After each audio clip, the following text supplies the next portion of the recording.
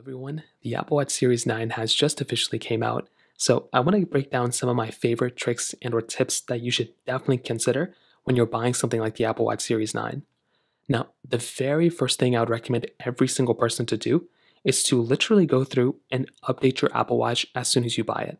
So make your way over to your digital crown, tap on it just like this, and what you're going to want to do is get into your settings panel, which is right there.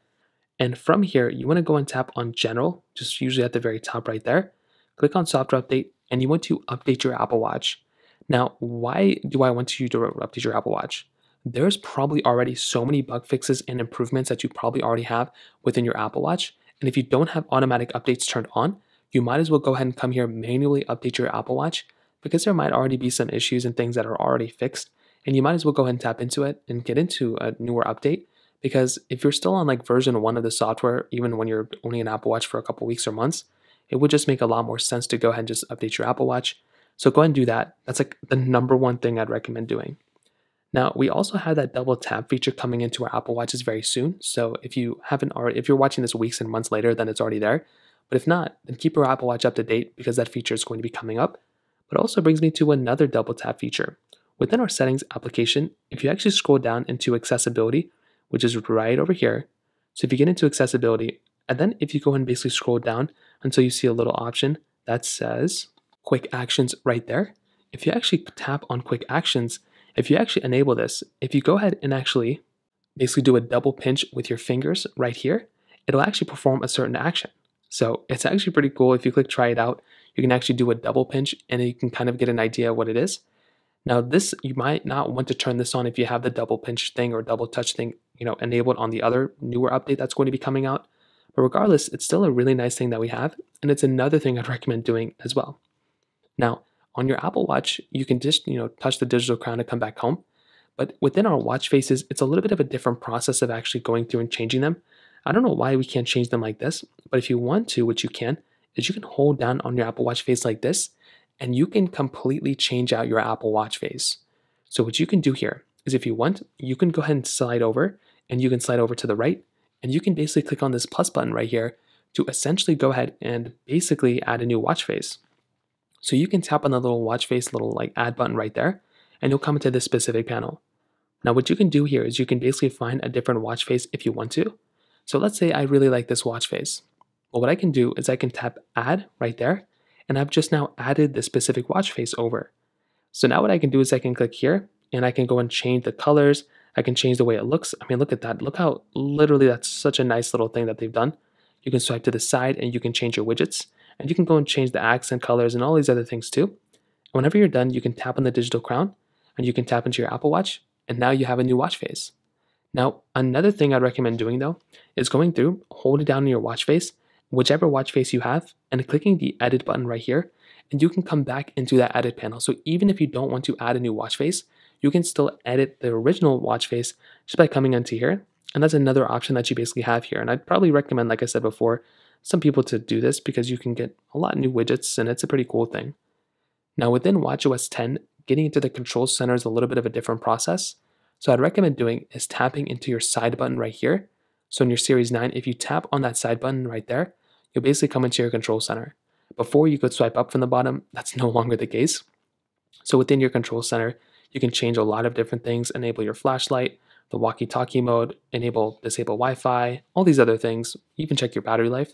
So I'd recommend just going through, clicking that digital button. But if you do swipe up from the bottom, you basically come into your widget panel.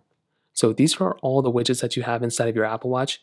It's a very nice touch because you can get a really quick, glimpse and a glance of all these other things that are going on within your Apple Watch without even having to go into other applications. And you can also get into the same panel just by swiping up or down from your digital crown. If you swipe up, you can see you'll basically come back home, or if you click into here, you'll come back home. And that's another thing that you can do as well. Now, on top of that, if we do swipe up and use our control center, we can actually ping our iPhone from our Apple Watch.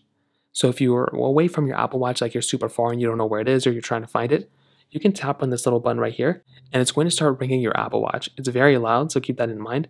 But that's another really cool thing that we have the ability of doing within our Apple Watch, which is honestly very, very cool. Now, on top of that, within our keyboard of our Apple Watch, we now have the ability of using swipe keyboard. Now, we've had swipe keyboards for a while, but we essentially have the capability again of using our keyboard. So if you want to, you can just type as you normally would. So you can type in like hi or whatever you want to do, but sometimes that may not work. So what you can do is you can use the swipe keyboard instead. So you can just basically swipe between letters. Now, sometimes it doesn't work. So if I type in Apple, it usually should work. As you can see, it does not work that well, but you can go ahead and essentially, type in by swiping, which is honestly a very cool thing. Now, like I said, it kind of takes some time getting used to. It's not perfect, but it kind of works sometimes. So that's probably another thing I'd recommend looking into as well. And finally, you actually have the ability of screenshotting on your Apple Watch Series 9 as well. And you can do that by, basically tapping or typing, whatever you want to do. You can tap the digital crown and the side button at the same time. If you do that, you can actually take a screenshot of your Apple Watch. So they do get stored inside of your photo application. So you'll feel a little vibration. And what you can do there is you should be able to come into your Photos application, not this one, but your Photos app right here. And you probably should be able to find those photos here. But that's another thing you can do as well. If you want a screenshot, hold down these two buttons until you feel a little vibration. And then that should have taken a screenshot on your Apple Watch. Those are pretty much the main things I'd recommend doing on every single person who owns an Apple Watch Series 9. I would say another thing, if you're probably going to be using your Apple Watch, like I said before, the best thing you can do is to keep your Apple Watch up to date. So just go through, update your Apple Watch as often as you can. Like I said, you probably don't want to be in a situation where your Apple Watch is severely outdated. Now, you can also always get a lot of capability on your Apple Watch from the watch application of your specific, iPhone. So if you make your way over to your iPhone like this, and if you find your watch application, which is right here, you can also unlock a ton of capability within this specific application as well. And you can also update your Apple Watch from this application. Now, you can also change out your watch faces. You can see that we have a lot of watch face options here. We can add our AppleCare if you want to. I don't really care about that too much. But the big thing is that within here, you can change a lot of options that you could already change within your Apple Watch. So you don't even have to modify or change up your Apple Watch at all, when you can just use the Apple Watch application on your phone, and you can change up a lot of things there too. You also have the face gallery. So it's essentially the same face gallery that we had before. So from here, you can change up a lot of things too. So you can go ahead and, if you want to, you can add a certain thing. You can change a certain thing if you want to. So that's another option that you have. It's very cool. I'd recommend every single person to just kind of go through and get used to the watch application. But like I said, the big thing I'd recommend doing, especially if you just bought your Apple Watch, is to go through, tap onto your general option here, tap on software update right there, and essentially update your Apple Watch as much as you can, because you do not want to have an outdated watch. So that pretty much covers it up for the most part. If you have any other thoughts or questions, let me know in the comment section below.